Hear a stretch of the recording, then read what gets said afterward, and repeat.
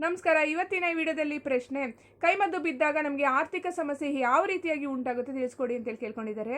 ನೋಡಿ, ಕೈಮದ್ದು ಬಿದ್ದಾಗ ಹೊಟ್ಟೆನಲ್ಲಿ ಯಾವ ಥರ ಸಮಸ್ಯೆ ಆಗುತ್ತೆ, ದೈಹಿಕವಾಗಿ ಮಾನಸಿಕವಾಗಿ ಹೇಗೆಲ್ಲ ಸಮಸ್ಯೆ ಅನುಭವಿಸ್ತೀವಿ ಅಂತೇಳಿ ನಾನು ಆಲ್ರೆಡಿ ವಿಡಿಯೋಗಳಲ್ಲೆಲ್ಲ ತಿಳಿಸಿದ್ದೀನಿ. ಈ ಥರ ಒಂದು ಪರಿಸ್ಥಿತಿ ಇದ್ದಾಗ ಮನೆಯಲ್ಲಿ ದುಡಿಯುವಂತಹ ವ್ಯಕ್ತಿಗೆ ಏನಾದರೂ ಈ ಕೈಮದ್ದು ಬಿದ್ದಾಗ ಏನಾಗುತ್ತೆ ಅಂದರೆ, ಅವರು ದುಡಿಮೆ ಮಾಡ್ಕೊಂಬಂದು ಮನೆ ಮಂದಿನೆಲ್ಲ ನೋಡಿಕೊಂಡು ಸಾಕ್ತಾ ಇರ್ತಾರೆ, ಜೀವನವನ್ನು ನಡೆಸ್ತಾ ಇರ್ತಾರೆ.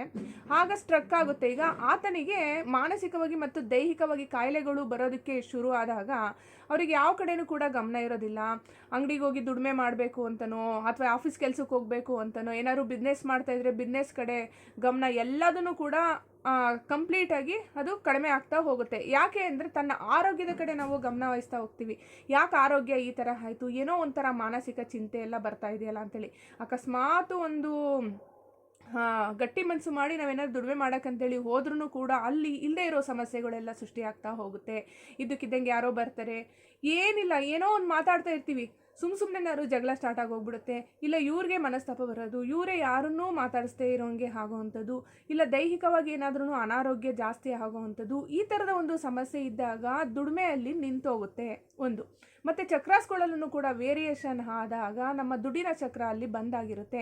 ಬರೋವಂಥ ದುಡ್ಡುಗಳು ಕೂಡ ಬರ್ತಾ ಇರೋದಿಲ್ಲ, ಆಗೋ ಕೆಲಸಗಳೂ ಕೂಡ ಆಗ್ತಾ ಇರೋದಿಲ್ಲ, ಏನು ಮಾಡೋದಕ್ಕೂ ಆಗಲ್ಲ. ಒಟ್ಟು ದುಡ್ಡಿನ ವಿಚಾರದಲ್ಲಿ ಏನಿರುತ್ತೋ ಅದು ಬಂದಾಗೋಗ್ಬಿಡುತ್ತೆ.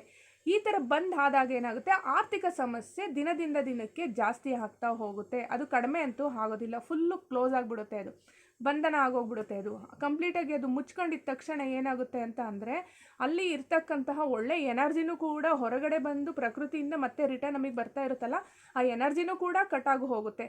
ಹಾಗಾಗಿ ಆರ್ಥಿಕ ಸಮಸ್ಯೆ ಮದ್ದಿಡಿಯಿಂದ ಆಗುವಂತಹ ಚಾನ್ಸಸ್ ಇರುತ್ತೆ. ನೋಡೋದಲ್ಲ ವೀಕ್ಷಕರೇ, ಇವತ್ತಿನ ಈ ವಿಡಿಯೋ ಇಷ್ಟದಲ್ಲಿ ಲೈಕ್ ಮಾಡಿ. ಇನ್ನಷ್ಟು ವೀಡಿಯೋಸ್ಕೊಂಡು ನೋಡಬೇಕು ಅಂದರೆ ಸಬ್ಸ್ಕ್ರೈಬ್ ಮಾಡ್ಕೊಳ್ಳಿ. ನೆಕ್ಸ್ಟ್ ಇನ್ನೊಂದು ಒಳ್ಳೆಯ ವಿಡಿಯೋದೊಂದಿಗೆ ಭೇಟಿಯಾಗೋಣ. ನಮಸ್ಕಾರ.